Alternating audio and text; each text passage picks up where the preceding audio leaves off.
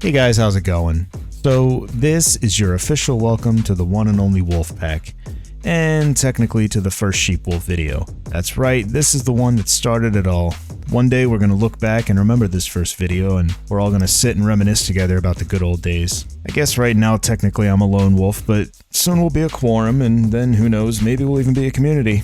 Seriously though, I can't wait. Anyway, thanks for being here and starting this journey with me. And, all jokes aside, I'm really looking forward to seeing where this thing goes and what it becomes as the content starts to flow and things move forward. So, I've been seeing headlines and articles about this tragic story the last few days, and I wanted to take a few minutes to talk about it. Frankly, it's pretty disturbing and not really for the faint of heart, but let's look at it. So apparently there's a girl in Florida who's been arrested for stabbing her younger sister to death because she found out that her younger sister was supposedly flirting with her online boyfriend. Now, just taking this at face value, it's unbelievably shocking that something like this happens. You'll see the deeper we dig into this story, the more disturbing it's going to get, but to think that a 20-year-old girl is dead at the hand of her own sister over nothing more than jealousy and obvious mental health issues is incredibly sad. It says here that Fatia Marzan, 21, reportedly stabbed her 20-year-old sister Seima multiple times in the heart with a dagger she bought off Amazon. Fatia reportedly admitted to buying the dagger after becoming aware her boyfriend had told the younger sister that he loved her, and she'd been hiding the knives for weeks. It was truly unbelievable. She'd been planning to kill her own sister for weeks.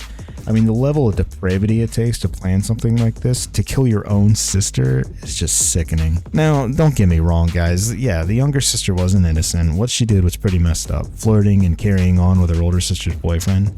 Definitely a bad situation for sure. But was that kind of offense really worth her life? No way. At the very least, just kick the guy to the curb, because he's obviously a scumbag, and duke it out like normal human beings. You don't go killing each other over Valorant boyfriends. And what about this dude, the online boyfriend? Seriously, one sister wasn't enough? What kind of asshat goes around his girl to get with her younger sister? I can't imagine how horrible he feels, though, putting this girl in the position to have something like this happen to her. Sure, there's probably no way he could have known how extreme the repercussions were going to be, but still, it's partly his fault this happened, That's got to weigh on a guy after a while. Or maybe he did know the older sister was capable. She's definitely got the crazy eyes, if you know what I'm talking about.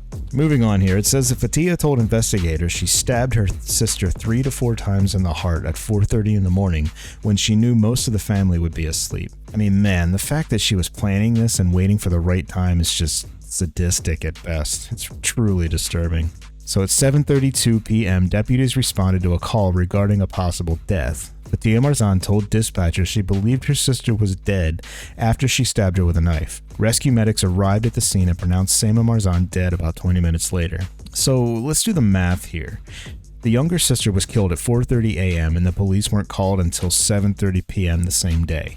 Guys, that is 15 hours apart. Seriously, 15 hours. You're telling me that the parents didn't suspect anything?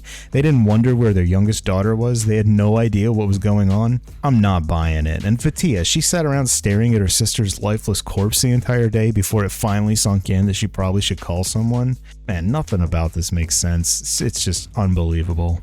Anyway, let's break this apart and see if we can find any conclusions.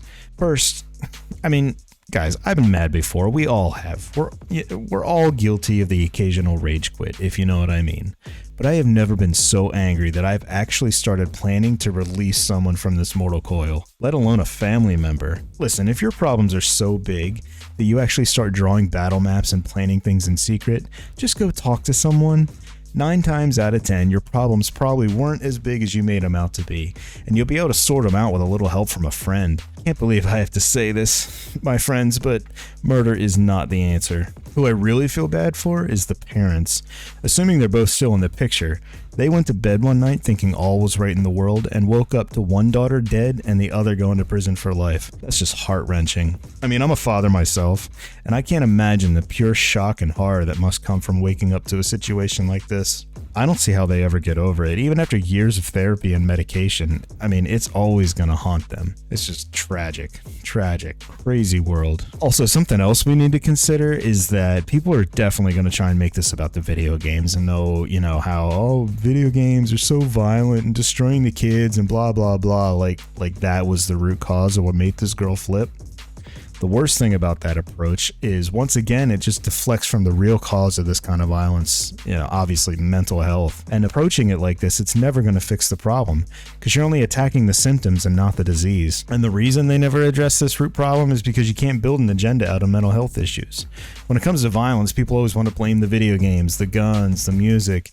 But, I mean, think about it. Any person who can follow through with acts like this is obviously has problems in their heads. And I don't mean that as an insult. There are broken pieces in these types of people's brains, and it's about time we actually start talking about it. All the other targets, the video games, guns, music, whatever, is nothing more than an extension of that real issue. Alright, I'll get off my soapbox for now, but it's really just painfully sad to see, just to read about things like this.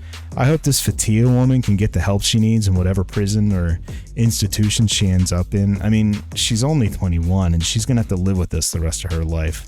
And I really hope that her parents can find, just somehow find some peace after all is said and done. It's gotta be such a tough situation, and I really feel bad for them. Anyway, I really do appreciate you guys watching this video, and again, just for being here for the start of this journey. I will definitely catch you next time. Looking forward to it. Take it easy, Wolfpack. Peace.